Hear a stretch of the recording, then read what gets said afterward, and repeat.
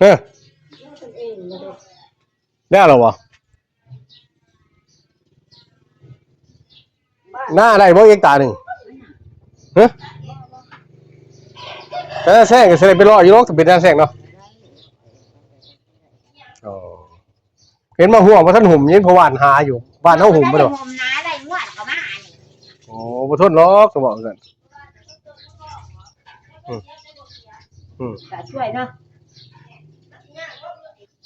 บ่นั่นสิเสียกับบ่ยังน่ะหาซื้อใหม่บ่ว่าบ่เป็นบ่เห็นก็เฮ็ดก็ว่าบ่เป็นแน่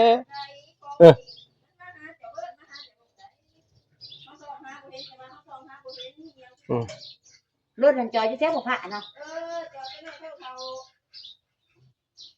บัดนี้เนาะฉันน่ะก็นอนอยู่หั่น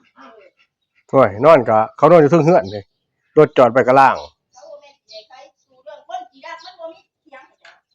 ก็แม่นน่ะเขาบ่ใช่เอิ้นมาลักบ่ซั่นน่ะถ้าคนเห็นกันแล้วประตูเขาก็ค่อยไขออกมาแล้วเว้ยโอ้ยประตูสอนซื่อตัวมันใส่กระแจบ่อ๋อเงึดบ่รถใส่กระแจนี่นะเว้ยโอ้ยสิไปยากยังเอาอันนั้นเอาอย่างนั้นเอาไม้สอดเข้าไปในอันนั้นน่ะในหล่อมันก็ห้าม4คนน่ะยากบ่ลูกปิดอ่ะปกตินะเอ้ยบ่ยากหรอกจะนอนก้นขอกๆอยู่สิมีหยังหามเราเอาไปสิหามไปเด้ออีบ่เดี๋ยวจะเอาไปได้โอ้ยขอมันออกจากวิทย์บนหันมืดวิธีดอกอุตสาห์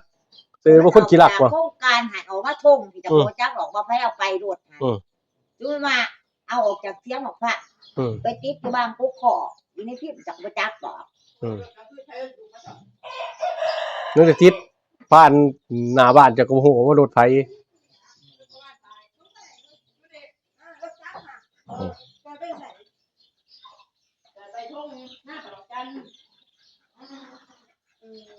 มันมีรถบ่เขาบ่ได้นั่นหรอกบ่ได้เสียหรอกเขายืมไปก่อนน่ะเขายืมไปแต่บ่ฮู้เขาสิคืนบนตอนไหนหรือว่าบอกว่ามันเอาไปขี้บอกพระเด้มันนอกอย่าบอกพระนั่นผู้เดียวคือนี่เรื่องนอนพระกับจันทร์หั่นไม่แย่แต่ก็บ่ดีบอกไปแย่มันพระดอกจันทร์นี่แฮงนอนค่ะหน่อยมันรับบ่เป็นบ่แทนที่เขาเข้าไปค่ะว่ามันมีเขาบ่ได้บ่มันมีเขาบ่จักนะไปบ่มีเอาโอ้ยแม่นแน่เจ้าคู่มือเด้วรถหั่นคนเฮาหั่นมันสิรักมันบ่ยากหรอกมันก็มีวิธีของมันน่ะไปหาบ้านแฮก็ดู